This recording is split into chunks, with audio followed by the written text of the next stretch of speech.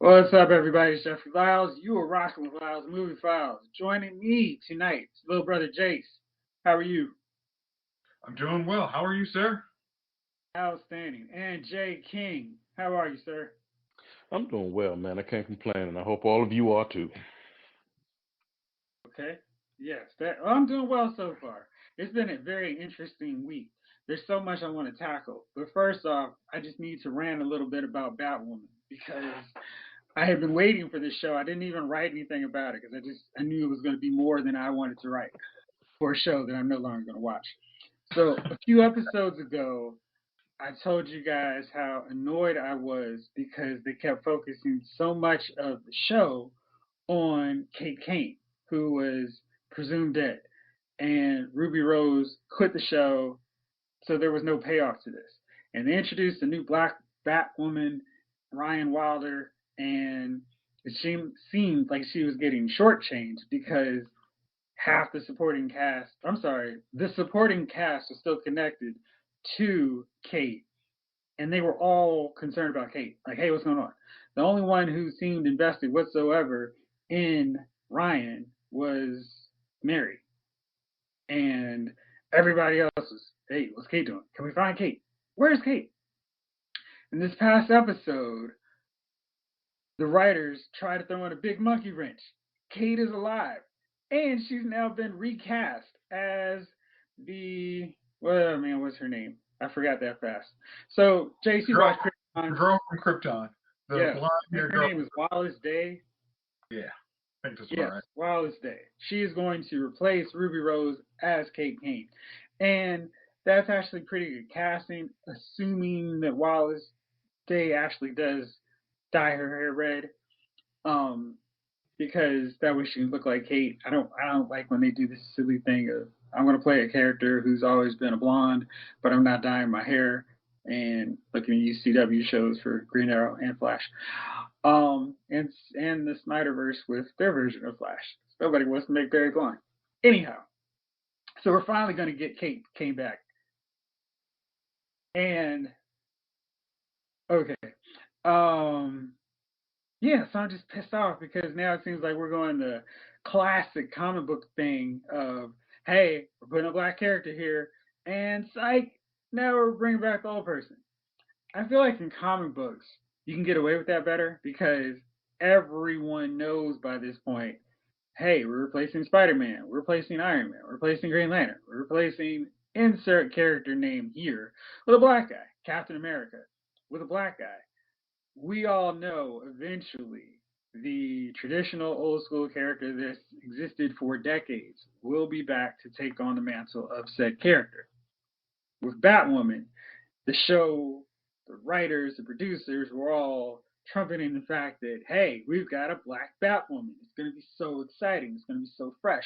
We're going to represent her unique take on Batwoman. We're going to give her a wig and a silhouette that makes it very apparent that she's a black woman. And we're going to focus on storylines that cater to her. And then I was like, psych! We're bringing back Kate Kane, baby. And I don't like that just because, I mean, I don't care where they go with it. I don't care if Ryan stays Batwoman because Kate is always going to undermine her as a character. I mean, she was presumed dead and was undermining her as a character. And now that she's returned, they're not going to focus on Ryan much at all. And we already have Alice to focus 100% of the time on anyway. So I have no interest. I took my DVR in the most satisfying manner possible and said cancel or delete and cancel upcoming recordings. And I feel pretty good about that. Jace, do you have any thoughts about this Batwoman fiasco? Okay. I actually saw the casting. Like, I had actually just watched the last episode of Batwoman. And I'm like, okay, well, at least we're moving this whole Kate Kane story along. And at the end of it, she's in the story presumed dead. And now, like, hey, we've recast Ruby Rose into, Wallace Day. It is like, y'all couldn't have done this before the season. If you're gonna switch it up, like do it before the season. Krypton had been canceled for a year or so. You guys could have done it, moved on. You could have made your storyline whatever.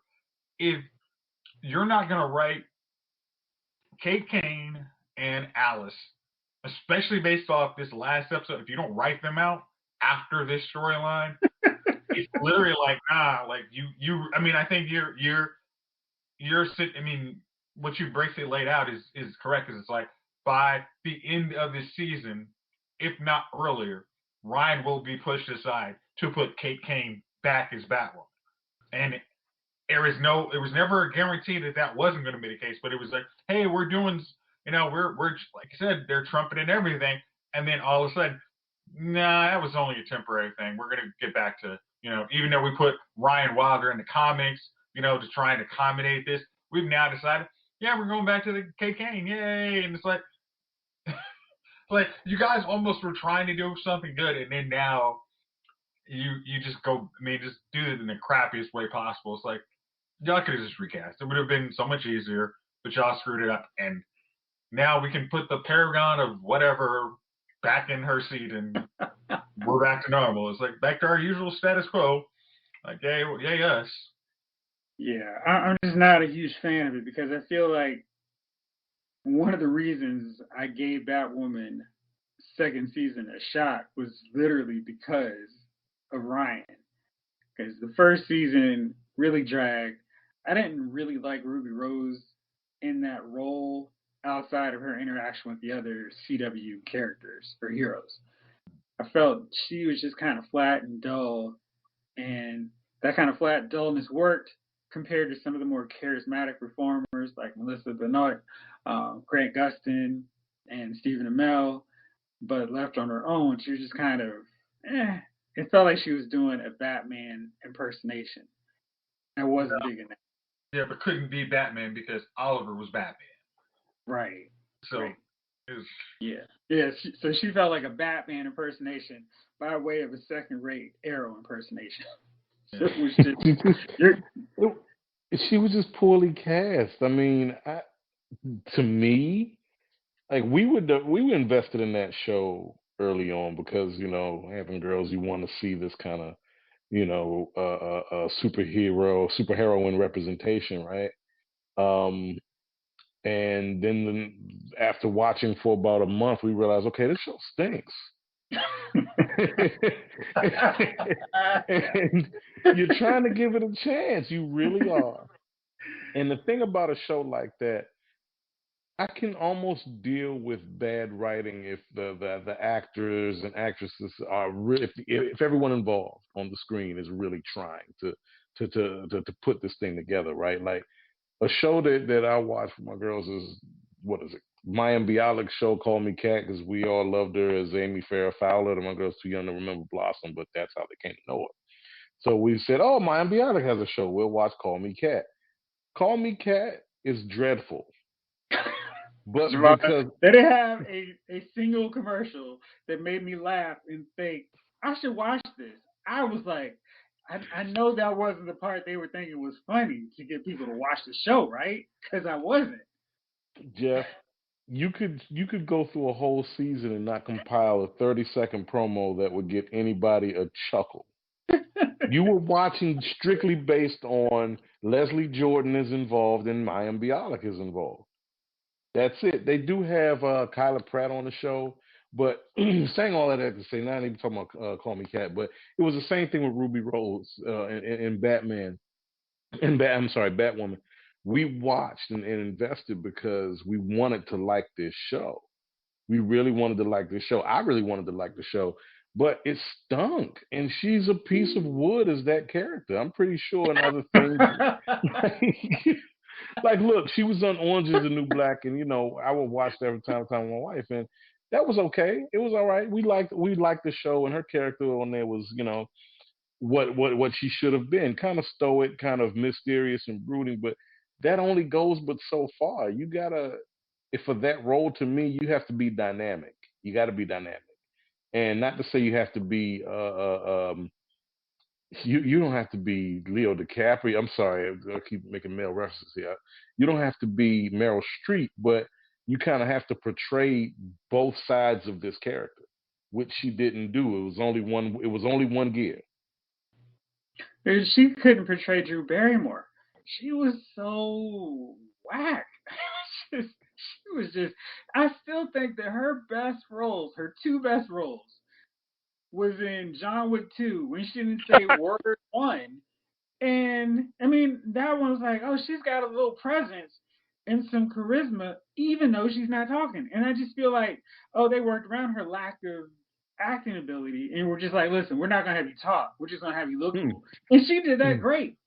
And the But see, Resident that's Evil movie that was crap that I just acted like it didn't exist anyway. But see, Jeff, that's it right there.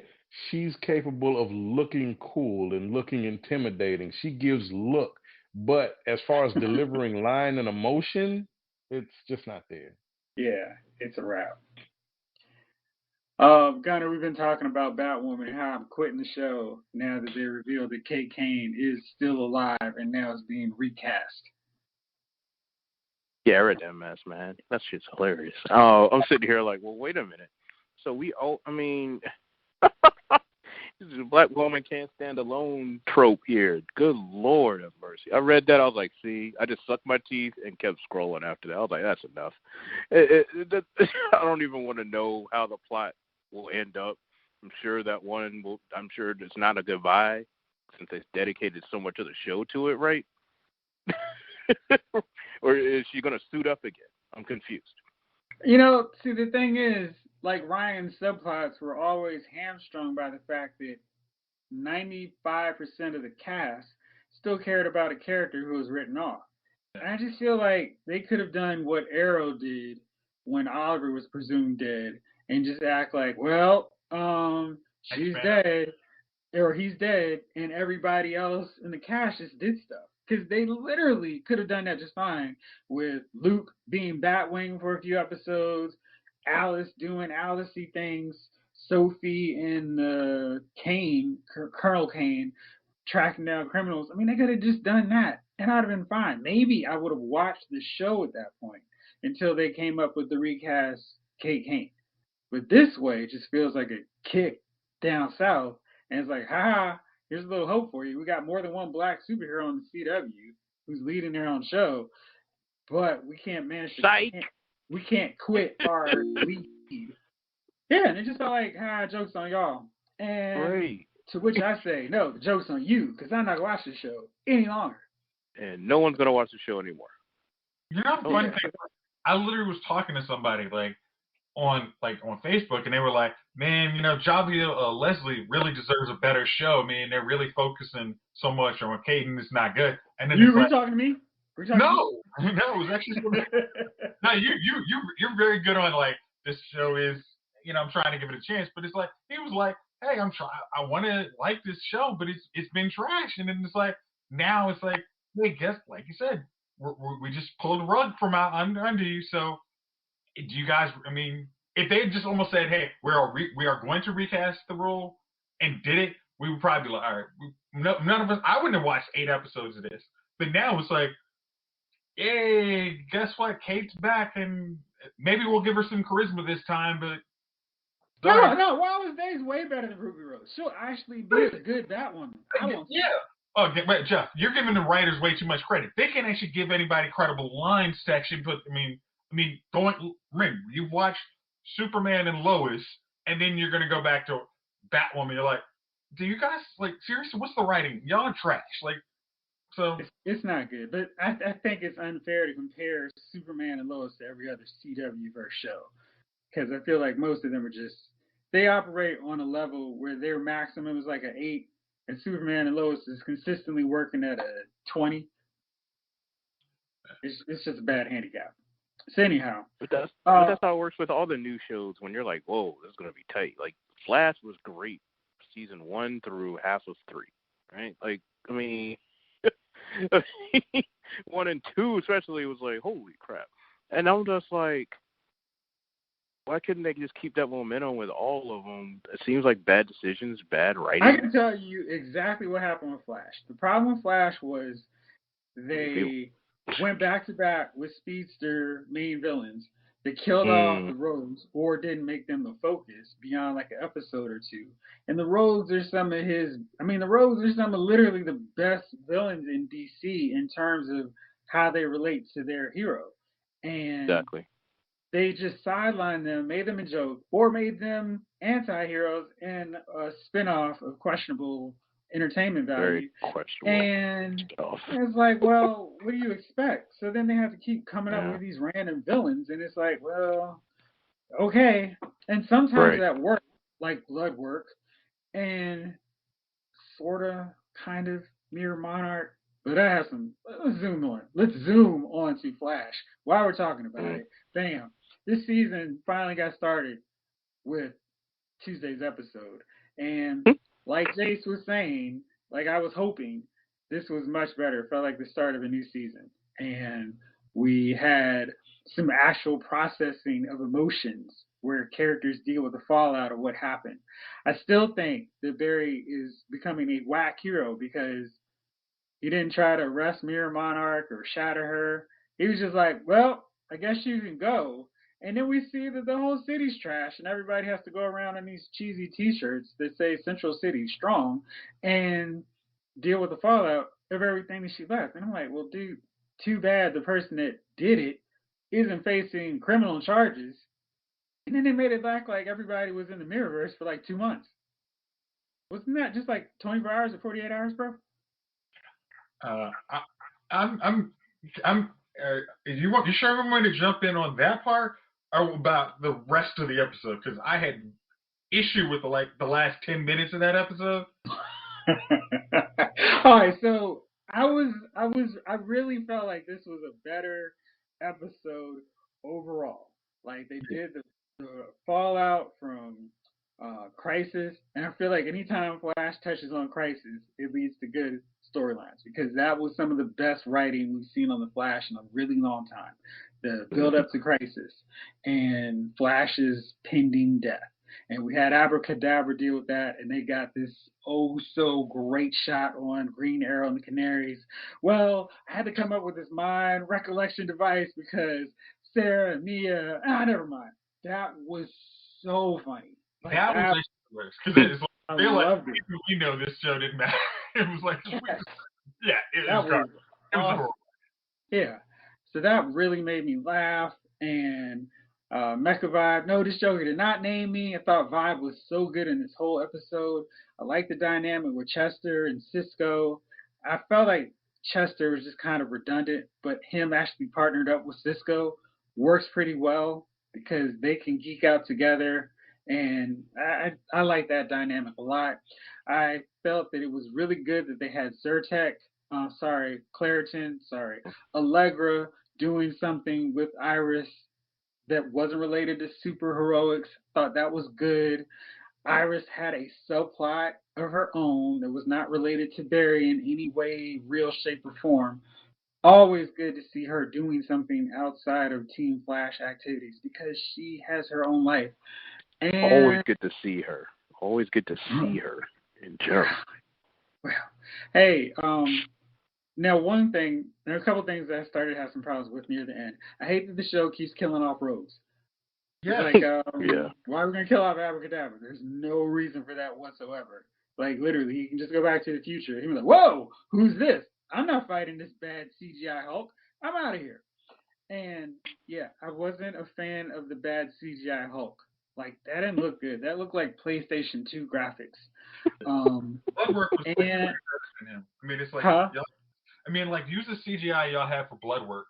Yeah, it felt weird because it's like, if they're doing the different versions of the forces, the strong force, and I assume that's the representation for the strong force, you don't have to use a bad CGI character for that. You can just make some regular person and give them super strength. I think that would have done a lot better than trying to do something that just looks whack. But I thought that CGI was real dodgy, and I am going to be patient and hope for the best. But I'm not sure if I'm feeling hey, Caitlin and Killer Frost are two different people now. Okay. Like that really, if I had a cringe emoji that I could put up right now, I would put it up right now. Okay. So what issues did you have? So my issue is, once again, my thing was like, okay, hey, Abracadabra kills somebody in the first 5 minutes of the show. hey, I'm gonna handshake you, let you get away with that because crisis happened. Right. Like, I do feel bad about that too. Yeah, that was whack. I was like, so we're just gonna let man's killer just.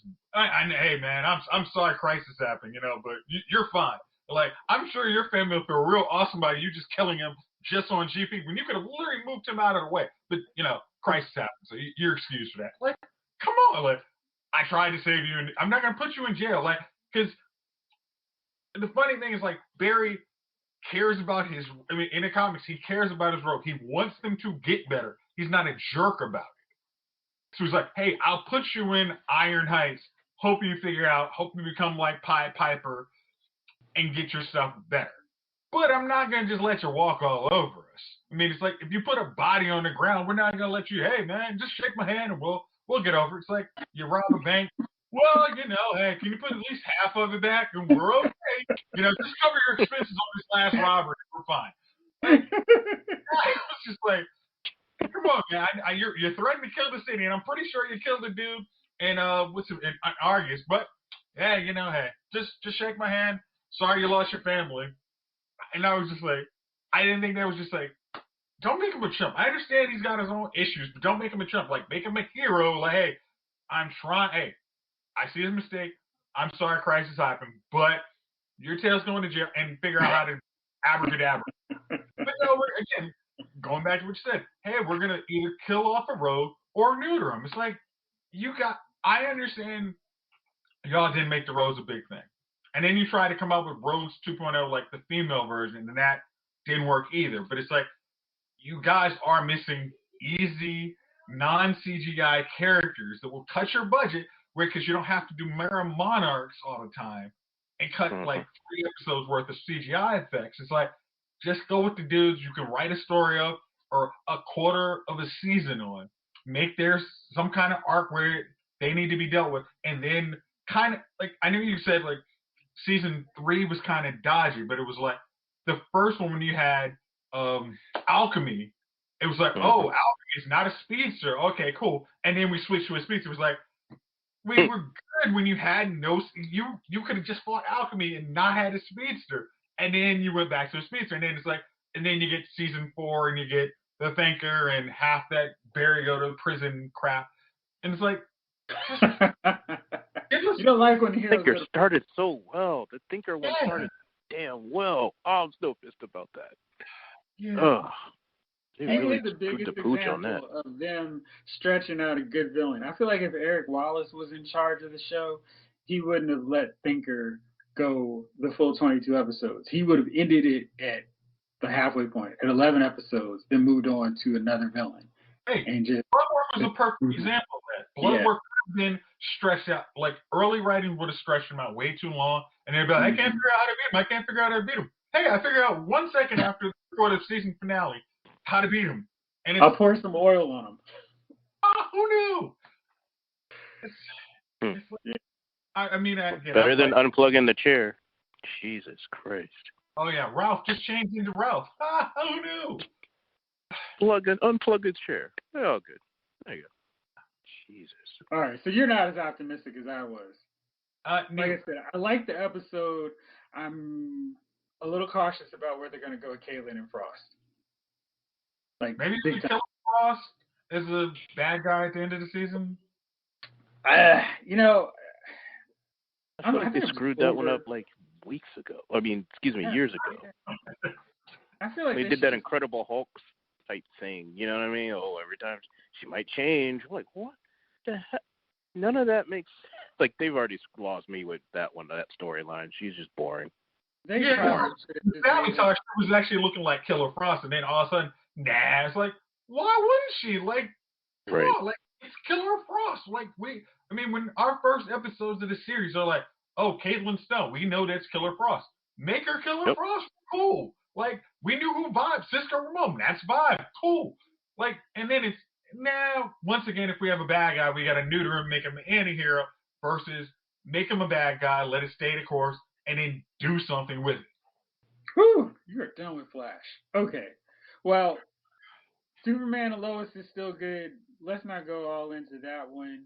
But the show is really, really good. And I am very upset that thanks to COVID outbreak on set, we are not going to get any new episodes until May 18th, which seems so far away. Chief, you've been watching Superman and Lois. What do you think about what's going on with the show so far? So far, so good. It's not disappointing. That's for sure. And you know how the CW loves to disappoint. They do. You know what I mean? And they should stand for can't wait. You know what I mean? Like, they're in the cut just waiting to disappoint you. Like that gif of the dude like licking his lips and just by the tree. Right, Like, right. That meme with Anthony Anderson watching the window from Life, just looking in on you. I'm like, yo, yeah. So, it's been good, and you know, COVID's still doing its thing. You know, ruining our viewing pleasure still, but you know ruining what? good things. Yeah, but you know, bad shows. I mean, May 18th, I'll be looking forward to the new episode. So, you know, so far so good with Superman and Lois, man. And I didn't think it was gonna be good. To be honest with you, CW hadn't really inspired a lot of confidence in me. You know what I mean?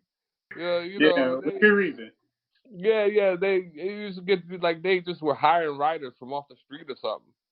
You know, you know what I mean? Like just walking down the street and like you, like, hey, are you employed? I'm not. Come on with me. You know, I almost feel like Hey. Yeah. What do you know about? There's a show called Legends of Tomorrow. Right. What do you know about superheroes and comic books? Nothing. You're in. Perfect. You know. Perfect.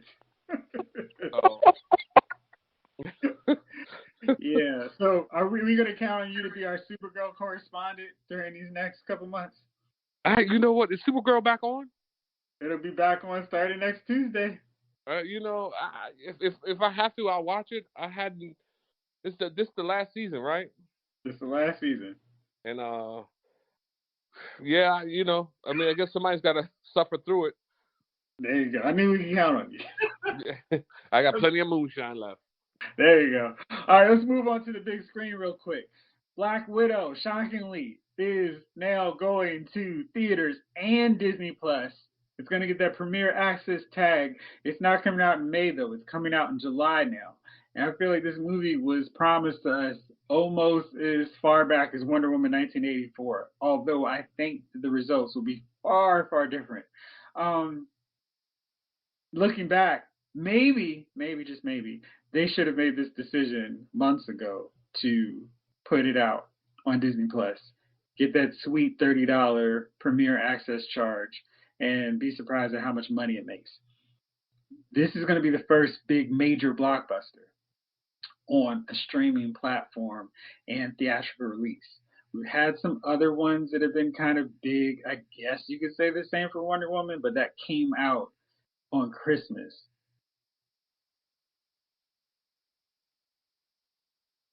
Mulan was supposed to be their first real one. I mean, Mulan was a sort of blockbuster. It's one of those that appeals to the Disney fan who wants to see the animated versions in live action. And I think people would have been maybe curious if word of mouth was good. But Black Widow represents the first big can't miss blockbuster. Like it could have been Fast 9. Maybe it could have been A Quiet Place 2.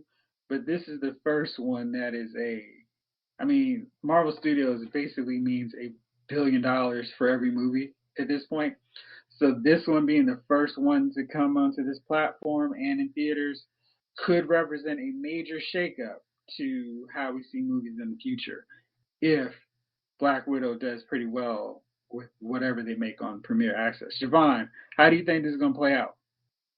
They're going to make a ton of money. I mean, anytime what was it that was the number one movie for like 6 weeks and it stunk? And what was it, Tenet? Avatar? No, sorry. Doing COVID, Gunner. I want to say it was Tenet. It's like, look, no matter what it is, if right now we're so starved for entertainment, we're so starved for new content. Like for example, we've been home like every damn body else. HBO Saturday night usually was the premiere movie from last year. Like it was a premiere of a blockbuster from last year, right? Mhm. They've been run like you know what the big Saturday night movie was this past Saturday, the Beverly Hills Cop trilogy. Wow. Lord, You want to know what it was before Lord. that? All six Rocky movies. Oh my We're starved for content, dude. We need something new. It's gonna be number one with a bullet, as far as I'm concerned. Yeah, And because Raya and the Last Dragon three-peated at the box office this past weekend with 5.2 million in its third weekend, and that's when the LA theaters reopened. That's not a great box office no, tally whatsoever. So as much as they want to encourage people to go back, people are still like, nah, champ. I've had a year at home. I found that Amazon sells 75-inch, 80-inch TVs in 4K, and it looks pretty good. And I don't have to worry about some kid kicking my seat. I don't have to worry about something sticky on the floor. I don't have to spend $20 for popcorn and a very, very tiny soda. Maybe I don't need to go to theaters and risk catching the remnants of some virus. I yeah, think I'll stay risking home. catching the remnants of a virus or some idiot coming in there and shooting the damn place up. I Oh, mean, yeah, right. So with that said, hey, look, they're giving away 60-inch TVs. It's stimmy checks. It's stimmy checks out here. It's tax return time. They're giving away TVs like candy. You can go ahead and get you a 70-inch right now for like the change you in your pocket. woo, that's a good point. So between the tax refund and your stimulus check, you can get an 85-inch TV at the big screen store. They're not a sponsor of the Loud Movie Files podcast, but hey, if you'd like to be, you can. I'll take a TV. I'll just take a 70-inch one. 4K though, please. All right, so that's what's coming up. Godzilla versus King Kong is coming to theaters and likely streaming. Do you think that's gonna have people going to theaters? No, I just, no. Gunner, what do you think, man? Is something gonna get people into theaters this year? I mean, there's people going, but it's like two to a seat. You know what I mean? Like two in a theater every now and then. Like, my dad was like, "Yo, I just went. I was the only one in there." I was like, "Well, yeah, because nobody wants to catch anything except for you, apparently." You know what I mean? Like, right? That's kind of how it is. So I don't understand the people that do go. I'm sitting here like, look, theaters were nasty then, so why would I? Whatever. I Dude, just don't get it, man. I just don't get it, especially when times are changing and dude. studios are like, you know what, times are changing. Would I watch a 4-hour joint in the theater normally? Maybe. Would I watch the 4-hour joint in the theater and it came out on my TV in a normal time before COVID? Yes, probably. I'd be like, nah, I ain't going to no theater to sit there for 4 hours. The band was talking on their damn phones and sneezing and somebody's kids up in that joint. Nah, I'm going to watch this joint right Dude, here. oh gosh. I mean, can you imagine that first time there's a lot of people in the theater and somebody's baby starts crying and there's somebody on the phone like, what the heck are you doing? And it's I'm like, out. right, That's when you see a mass walkout. Like, I'm done. right. How do you acknowledge Wait a It's that? minute. like, this joint, I don't it's have like, to wait, deal this with this joint's at on home. HBO at the same time. Okay, cool. All I've right, been, let me get the hell saying out of this. here. I was saying this before COVID. Our technology is going to change. It changes the way we've done everything, right? The Everything. movie industry is going to be no different. I can buy a 4K TV, 75, 80, 90-inch surround sound. I've brought the movies into my home. There's no movie experience like we were when we were all kids. The experience, of course, you didn't have these things, right? But the experience of going to the movies was a hell of a lot different than it is today. It was an event and it was an experience. It was a shared experience. So you didn't have an asshole sitting in front of you taking a selfie, letting their kiss ass chorus online know that they were at the movies. You didn't have the person who absolutely had to send this text in front of you with that light beaming the whole time. telling somebody they're at the movies. You didn't have today the narcissist culture where we ruin the experience of everything. You can create that experience in your home. I Hey, can't put, yeah. Javon, the one thing I will say that as a big event kind of guy, it was really cool watching Avengers Endgame the first Mhm. time with the audience and everybody getting excited when Cap got the Right. hammer. And because that's something you can't replicate. Like after Mandalorian's season 2 season finale, I Mhm. actually went online. It was just like, oh, everybody's hyped up about it. And that's something, if we were watching it in theater, I mean, it's totally different. But It'd be that's something everybody would have lost their minds right. collectively in the theater on.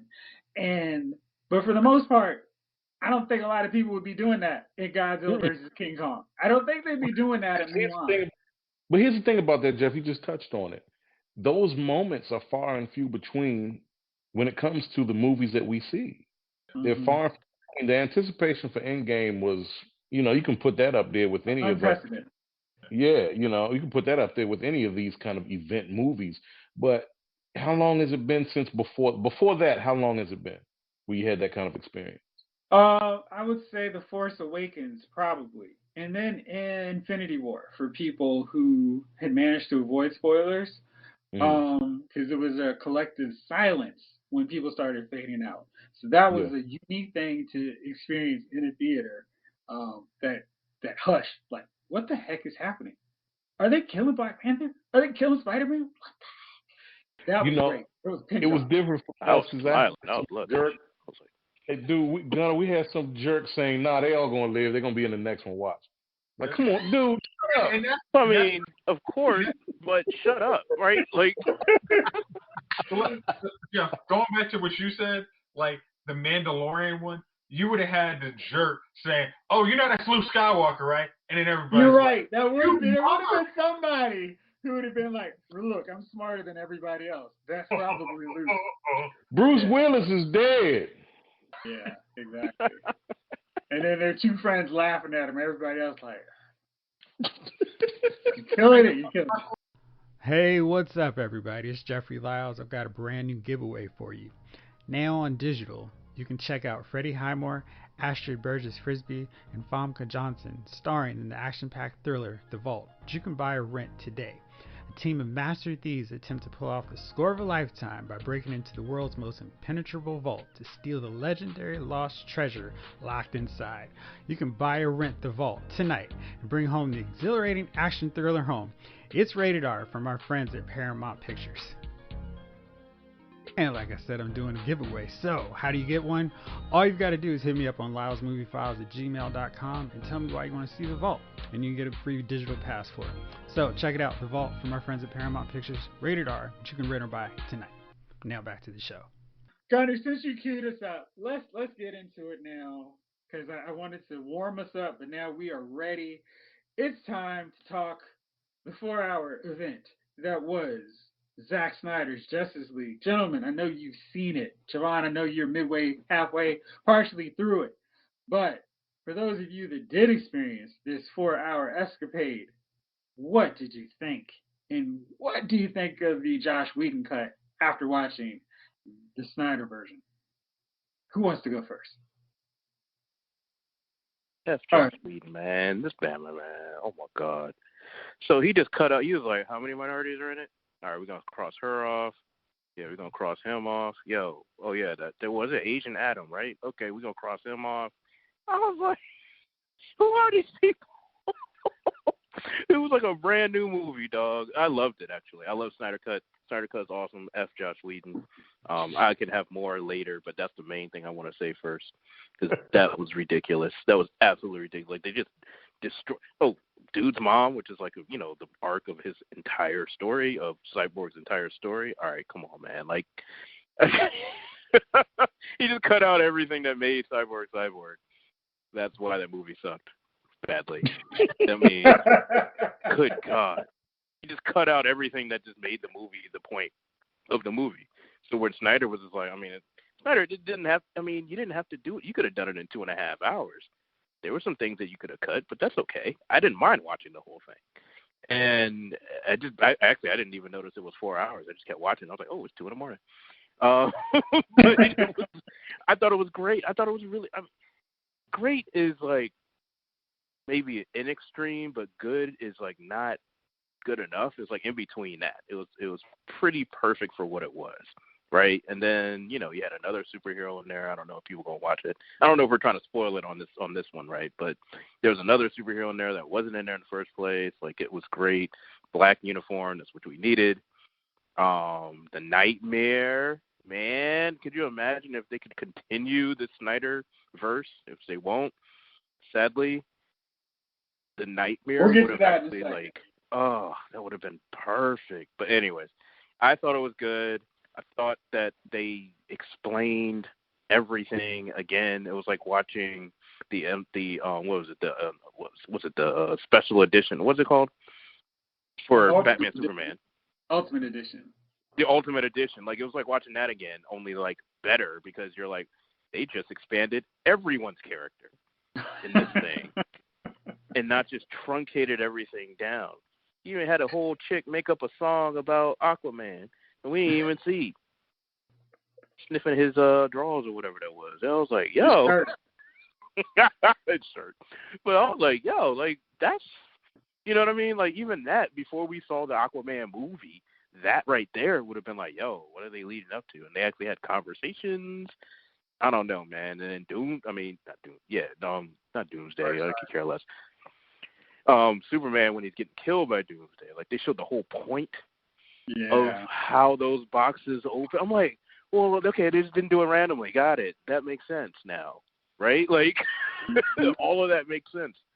Everything just made sense. Jayce, what'd you think? Again, as I said when after reading the review on LowsMovieFile.com. Thank you. I think yes, this is a podcast full of all minorities, but it was so readily apparent that Josh Whedon literally made sure if there is a minority in any part of this that isn't Cyborg directly, we're getting them out. I mean, like Melvin said, it's like Adam is like Ryan Troy is literally the Atom. He's part of the dangling Justice League. Nah, take him out. Okay, we literally have a Justice League. All right, we're not even talking about the fact that Martian Manhunter was supposed to be in the movie. Green Lantern might have been in the movie. Now we're taking those guys out. Like even like the first second you're like, why is the black police chief, in the hostage? Why is he just randomly cut out? Like this makes no sense. It was just so like, wait a minute, why is he cut out? I forgot about that. I'm like, he just cut out every you black fucking. I was like, God. I mean, it was like so annoying. It was like, okay, this is not even like, especially Ray Fisher's like, hey, seriously, there was a problem on this, and it's like after watching the Snyder Cut, it's like if you filmed that movie and then you watch Josh Whedon, you're like, hello, do you really not see an issue here? Because it's readily apparent to anyone who has a microcosm of looking for melanin in this movie. Now let's get to the actual cut of the Zack Snyder cut. Good. Darkseid actually was a thing because he's supposed to be the big bad, not we'll make him. They literally had an actor for Darkseid, and you cut him out. What? Again, we're trying to keep it. I'll try and keep this PG-13, but insert whatever noise you need to. For what kind of idiot thinks that was a good idea? He's too black, man. Dark side, man. I'm sorry. Dark side. The program says dark. We get out of here. I'm sorry. No, we don't even want a Superman black suit. Fuck black. The suit was too ethnic. We didn't need it. Cut it.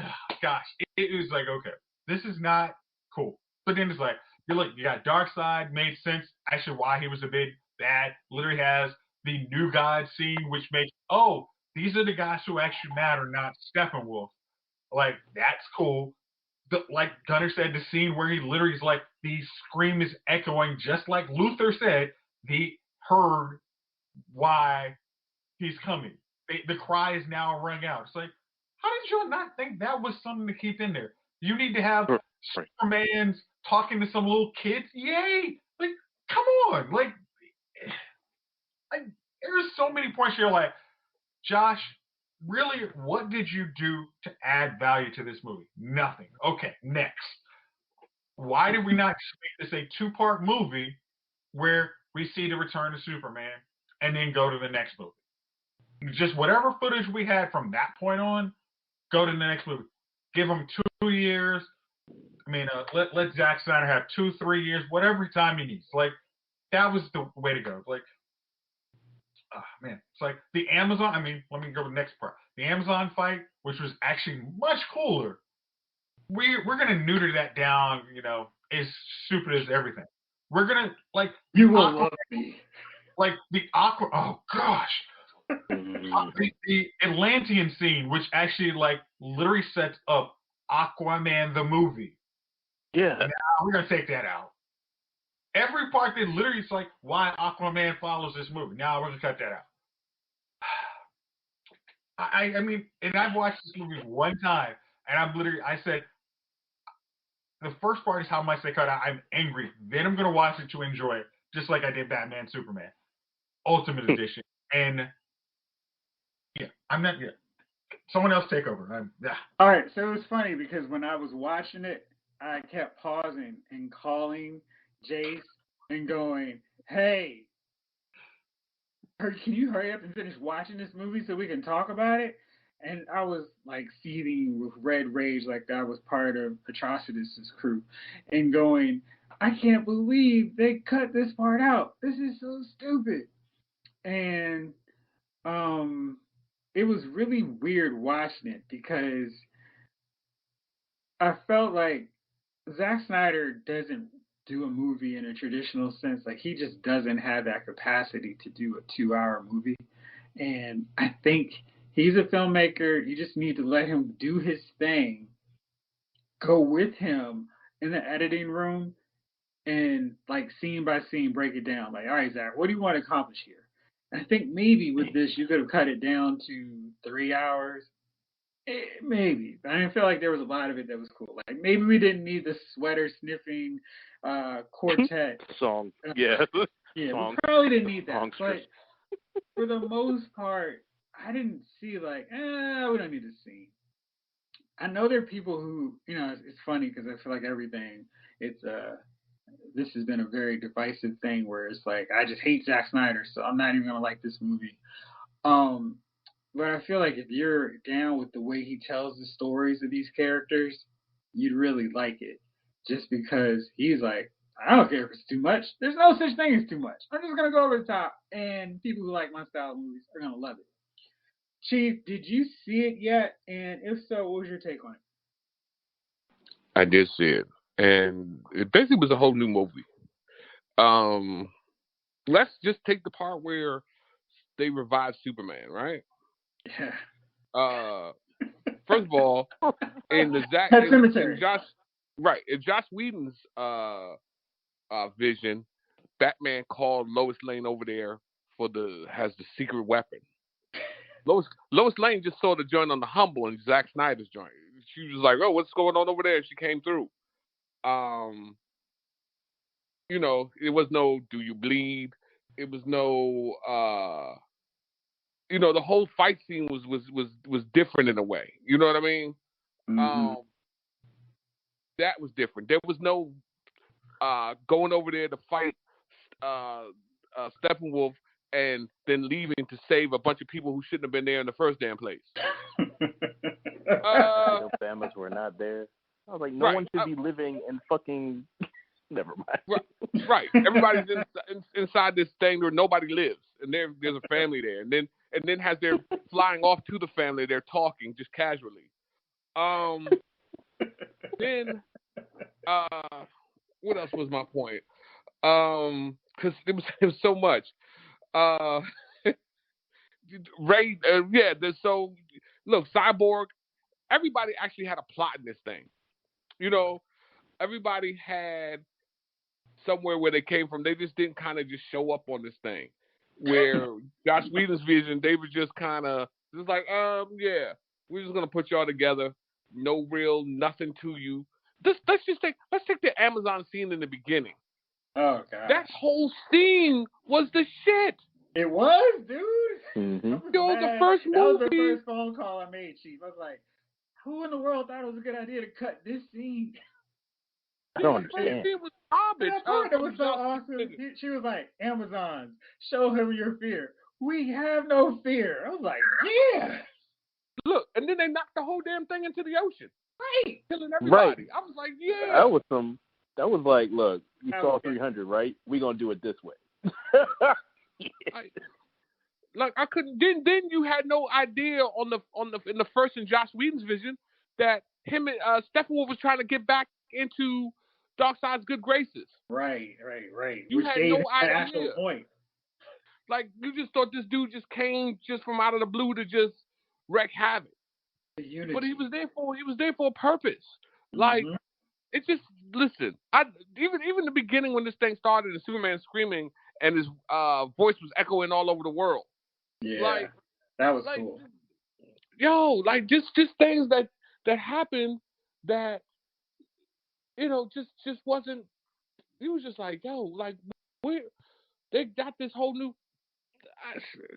The ending where they kill him and Wonder Woman beheads him. Oh, and yeah. he flies into like all that was good stuff. And they I mean, how do you cut all that? Like I don't even know how.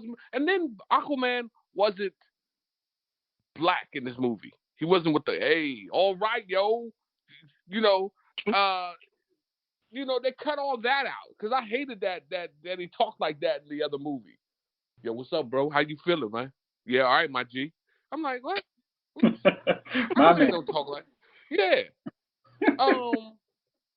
So a lot of things that they did just made sense. Like you rarely saw something that occurred in the old movie in this movie. Like I said, I could think of maybe like 3 parts where this movie was the same as the other movie, where I said, okay, I recognize this from the other movie. Other than that, the whole thing was different. I'm like, they did the whole thing different. We watched a totally different movie that was garbage compared to this movie. You know what I mean?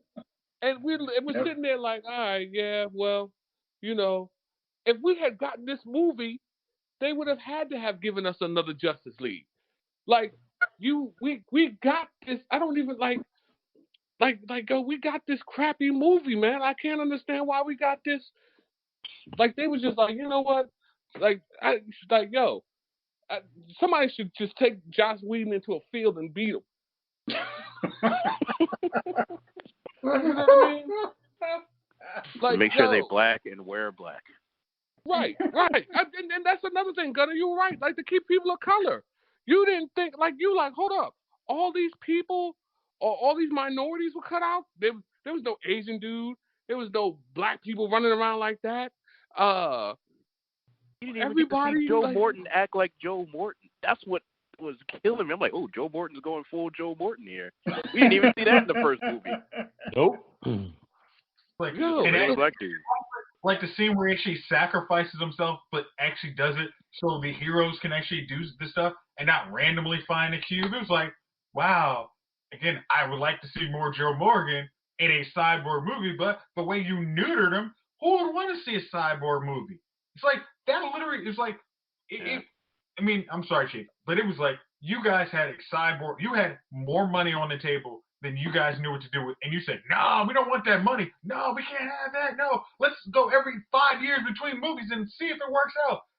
Black Adam will happen eventually. Yeah, no. Yeah. Chief, what else you think? Yeah, so they ruined this thing. They ruined the first movie to pieces, man. They had Cyborg following Wonder Woman in the shadows. Like none of that happened this season. He was like, you know what I mean? I forgot about that. Yeah, he was just following her for no reason. And then she was like, I knew you were following me. And you're like, what? You know what I mean? Like, he's a creeper in the first movie. That's all. Like, they turned the brother into a stalker. Great. The Flash scene. When Flash sees the girl about to get hurt, the girl who was flirting with him, like, that's Iris. You're like, That's Iris. oh, okay, but however it is, it's the shit. Like, you're like, oh, you know what I mean? And then he's like dives into the puppy thing.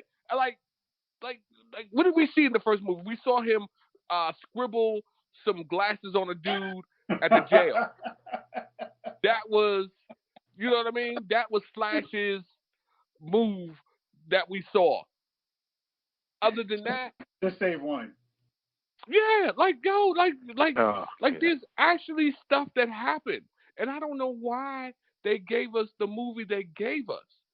It was, like, I'm like, what are we doing here? What are we doing? Like, what did you do? Like, how do you as an exec look at both versions of the movie and be like, that Josh Whedon one is hitting? Like, what? What? Like, you couldn't have. Listen, the last Avengers movie was 3 hours. This was 4. You could have really technically done almost a 4-hour movie of this thing here. It's okay. It's been proven to be okay, and this movie would have gotten rave reviews. People would have went there and enjoyed the hell out of this movie.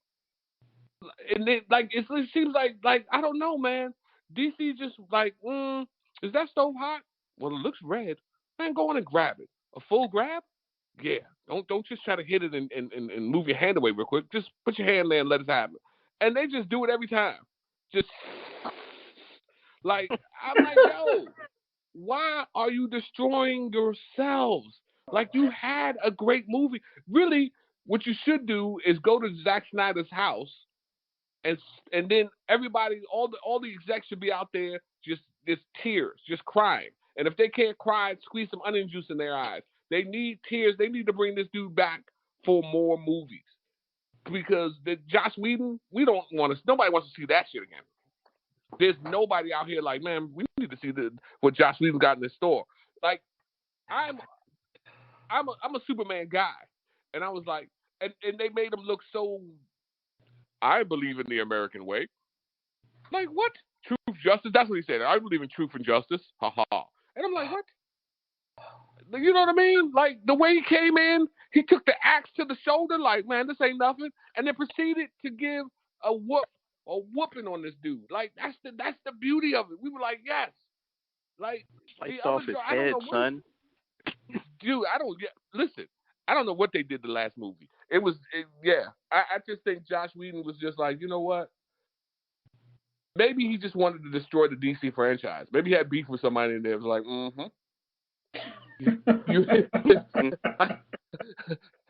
I know you dated Lucy back in 3rd grade. I don't know. Maybe there's some dude like that. I don't know. But he definitely wanted to ruin this franchise because what we got and what we could have had was definitely 2 different things. You know what I mean? That's when your grandma makes those collard greens to when your girlfriend makes those collard greens. Like, Jody, you ain't got no fat on the back of your arm yet. You ain't got no fat on the back of your arm yet. Get out some greens.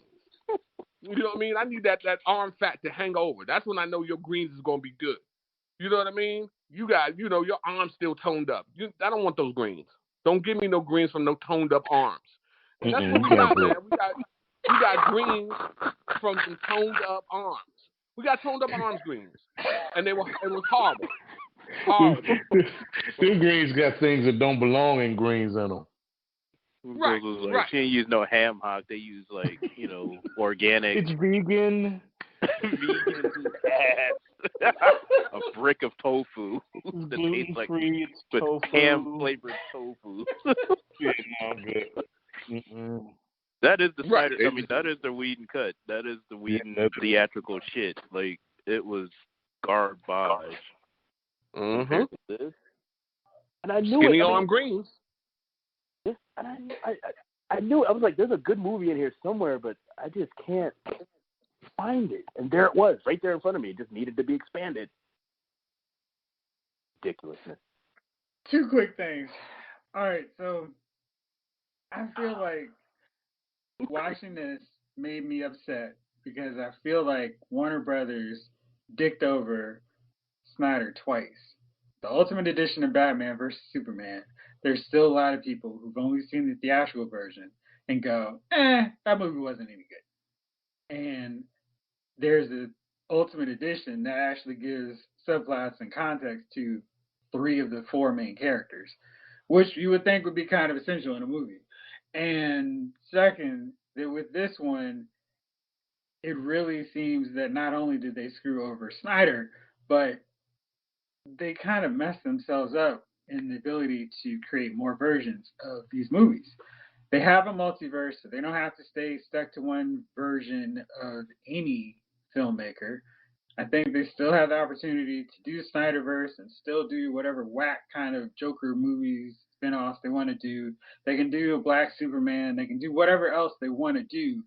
But I think they also should kind of follow the Snyderverse up because it's interesting and it's at least different and committed to being different than the rest of them. Final thing on this, I was reading a conversation on Facebook with one of my critic friends, and they were like, "Oh, so I'm really upset that black people are falling for this Snyder Cut version, thinking, oh, well, he's just trying to be inclusive now." I'm like, well, maybe you could say that about some people. I don't know if they were just trying to be controversial, but I feel like they were really being committed to it. I'm like, you can't even say that because Zack Snyder, I mean, with Dawn of the Dead, some of the main characters are minorities. So it's not like he just stopped in and was like, oh, I'll start doing minorities and use them to get minorities all on board with my movies. If you watch the Ultimate Edition of Batman vs. Superman, one of the key subplots is a black character who gets touched on very briefly in the theatrical version, but actually has context in the extended edition. And again, he's not a filmmaker with who shoots and creates his movies with restraint. He's like, here's my movie, and you need somebody else to help rough out, smooth out some of the stuff that can be cut. It can't just be somebody going in there going, oh, this is too slow. We don't need this. We don't need that. He's like, yeah. I mean, he's shooting this stuff. He wants it to be in the movie. And it's not, I mean, he shot 80% of Justice League. He did a couple of reshoots, but it certainly wasn't a thing of, okay, I've got more money and time to reshoot. I'm going to just start throwing in minorities. That's not how he's doing his movies. What y'all think about that? Because I was just curious and wanted your take on it. Whoever said that can go, you know what I mean. Anyway, dude, yeah, point me to who said that crap. That's ridiculous, man. First of all, let's just look at the damn timeline. When did this start shooting? Right. So this isn't like new wokeness right here. He was like, yo, let's take some DC characters. Look, they're also black in the comic and Asian in the comic and black in the comic. I don't understand the logic. Whoever said that just wants to be edgy or just stupid racist. One of the two. And either way is not good. Stop trying to get attention because nobody wants to read the shitty reviews. That's all I got to say to that person. Good deal. All right. Fellas, it's that time. We're going to do something else, but hey, we got a good show. So, who are your nominees for Dummies of the Week? Jayce, why don't you kick us off? Let's do something different. Have you start. Oh, totally different from the norm. So this week, my dummy of the week is whoever is the boxing promoter who decided we needed to have a rematch of Evander Holyfield and Mike Tyson. I know they thought that Mike Tyson versus Roy Jones Jr. was a good idea, but Mike Tyson versus Evander Holyfield, I don't want to see 60-year-old boxers fight. Like, I'm not paying a dime to do that. It's not going to have the same impact as when a guy gets his ear bit off in the middle of a fight and we're all like, oh my gosh, it's the most shocking thing we've ever seen in a boxing match. It's literally like two grown men basically are going to be hugging themselves because they're like, wait, why did we think this was a good idea? Oh wait, we're getting a paycheck. Let's just hold each other for 3 minutes and hope nobody figures this out. Whoever thinks they need to try and steal my money that way or anyone's money that way, yeah, that you're my dummy to week. If I wanted to see two grandfathers, if I wanted to see two grandfathers fight, I would go down to my great uncle's house on a Friday night in the summer when they're playing horseshoes for money and there's too much liquor involved. Nobody wants to see that. Gunner, how about you? I don't know, man. Anybody that I ain't got. I don't really have one because I don't even know who that dude is. The Action Jackson. What's his name? This dude that was somehow a relationship guru, and now he's like been caught cheating on his wife multiple times, and then they had the sexual video in front of his wife, and the wife looking like she was about to kirk out and kill him in 1 second. She's a little too quiet to me. You know what I mean? Like too accepting and too quiet. Like he gonna end up dying. So dummy of the week is him because he don't know he's about to die. That brother's gonna go to sleep thinking everything's cool. We over this, honey? Yep. Got my bonnet She's crazy. ready. Look at her eyes. She's got her glasses on, trying to be like, as long as nobody else sees what happens, they're all gonna think I'm all good. And then somehow he just happened to die. I didn't have nothing to do with it. Mark my words, he ain't gonna last till the summer. So Gunner, he is also my dummy of the week because I feel like you can't be an expert in something like that you cannot control. Like you can't go, I'm a relationship expert. That's like Steve Harvey saying I'm a marriage expert. Exactly. You just can't do this kind of stuff. Like I can tell you, I could be an expert at hating the Cowboys or the Packers because I guarantee you'll never see me rocking a Cowboys or Packers jersey in life. Bingo. So I could go on record and say, no problem, I can be your expert on hating them. But you can't say, I'm a relationship expert unless Halle Berry came through. Or every now and then I come through, but right. Marriage. Unless this Instagram model comes through my DMs, then I'm not a relationship expert. So yeah, but he's definitely and then mine. this whole backpedaling and all this mess. The soft shoot. And then let's be clear. I didn't know who this dude was until this happened. Like you can't be that famous to be that important to be doing these damn videos and be going viral. So Dude, he had a million followers. So people were like, "Tell me more on how to have a successful relationship." Well, those were a million dummies, and that's what I was about to say. I don't know who the dummy of the week is. It's either him, her, the whole people that didn't know who he was before this thing, and taking his advice. I think it's all wrapped up in one big nasty tofu ham hock, collard greens, Joss Whedon cut mess. Just that's all. They're all in that mess right there. Just throw it out in the trash. Chief, you got one? I'm gonna go with y'all. But I think they're both dummies. And and here's the thing. Him for really. I'm not an advocate for cheating, but what I am is I don't think that if you are a cheater that you should put your business out to the world. I'd have just kept quiet. And then he's out that joint. He's like, yeah, such and such happened. And then I'm looking at her, and she's wearing a hat that looks like a bonnet. So I'm looking at her, and I'm like, well, okay, so is this what he's coming home to every night? You in that hat? Because if you look at the girl he cheated with, good Lord. So, and then I'm like, all right. So they just both look foolish to me. Because I'm like, all right, you sitting beside him, holding hands with him like it's all gravy. Clearly he's doing this for attention. And then you look like, I don't know, you just look like you rolled out of bed and came online with him. And I don't know. It's just, everything's just weird nowadays to me. I think I've gotten to that age where my father was, and I'll be like, yeah, Dad, such and such. And he'll be like, And I think I'm just at that age now where I'm just like, this is stupid. It's weird. Me and my dad are at that age, at the same age. Like right now. Me and my dad are like, what's going on? I'm like, I don't know. Right. Because let me ask you this. And I don't know about these things. If you get caught cheating, are you going on a social media platform to tell the world? Like, even if a girl was out there accusing me of cheating, I've been sleeping with him for several months. I'm like, I'm not going to respond to that. Because to me, it seems like more response would just keep it lingering out there. Now we're talking about it, like that. Which is that the point, right? Right, that Will Smith Jada thing.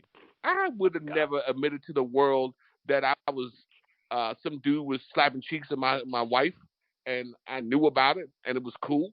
Like, I don't know. That's just not. Some things are just not for. You know what I mean?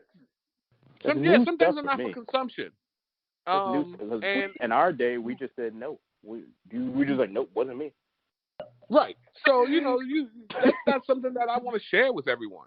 Like, and I don't understand why they do. We've been consumed, man. This whole internet, me culture, look at my life, I'm a celebrity. This is what you get from it. Nothing is done behind closed doors. Everybody wants a forum to display their life, no matter whether it's an accomplishment or an embarrassment. It's all out there, and it's all out there all the time. It's silliness. I don't get it. And then old girls Instagram and whatnot, man. I've been seeing this on social media or tweets. Like, she's kirking out, like, just straight up kirking out. Like, I was just like, maybe she is the crazy one too. Who knows? Who's in control? Who's in control of this abusive relationship? Is somebody getting abused? Both of them. I don't know what's happening. It's all toxic. But like you said, Chief, man, it's like, why? It's like any attention is good attention for them. You know what I mean? I feel like this culture is like starting to turn more so into a very narcissistic culture. Or at least these are the people that are cropping up on social media. Like, I don't know. It's disgusting to me. We would just say no. Wasn't me. Jay King, you got anybody? I mean, I've been trying to narrow it down. I'm gonna try to keep it to two, Jeff. Number one is everybody who bothered to go to Miami for spring break. all of yous. And it's not just because of COVID, man. It's because y'all niggas have lost your damn minds. Y'all have lost your damn minds.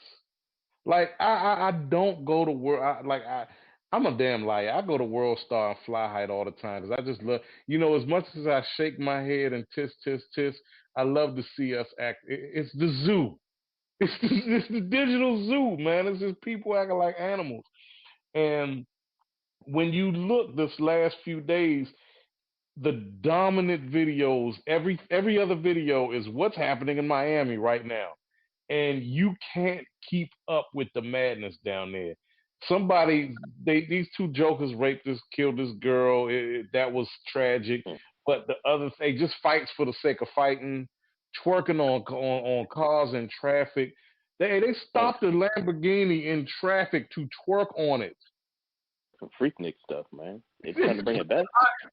Did you think the video where the dude was literally like coming out of a restaurant because he tried to duck out of the check, and then randomly there's a twerk off. They just start twerking in the street. Because these two servers at a restaurant trying to stop this guy from down the ditching, and they caught him up, right? They bringing him back to the store. That sparked a twerk off in the middle of the street. What the hell is going on? I mean, it was just like watching that video, just like, seriously, what? It's like, I understand everybody was, in basically house arrest last year, but it seems like all the dumb stuff is now just, Miami just decided, unleash the Kraken of dumb. Wow. Release the hounds. It's the zoo. It was the damn zoo, man. I was just expecting some monkeys to start throwing their feces, man. That was all that was missing. It's the damn zoo, and all of you people. This is the scariest part about that. This is America's youth. These people are going to be running shit one day. And I know they said that about our generation. And the generation before. Yeah, look. We didn't have situation. Freaknik and all of that. And I get that. I get it. And this is maybe me being on the soapbox and being an old man about it, But the thing is, we didn't have this kind of display format. And everything going on right now, this is the last thing we ought to be doing. It really is. It just shows the level of irresponsibility we have, not only to each other, but to our damn selves. It's just run amok. So everybody in Miami, y'all wear a dunce cap. I gotta add. I was gonna add Saw Weedy, whatever her name is, the raptress, the young female rapper, because she went on Ebro and them show, where they do the whole, all right, young rapper who can barely put a sentence together, freestyle for us, so that we can trash you for being terrible at your chosen profession, right? And I'm like, no, because the rules have changed. I'm not a fan of it, but I understand what it is.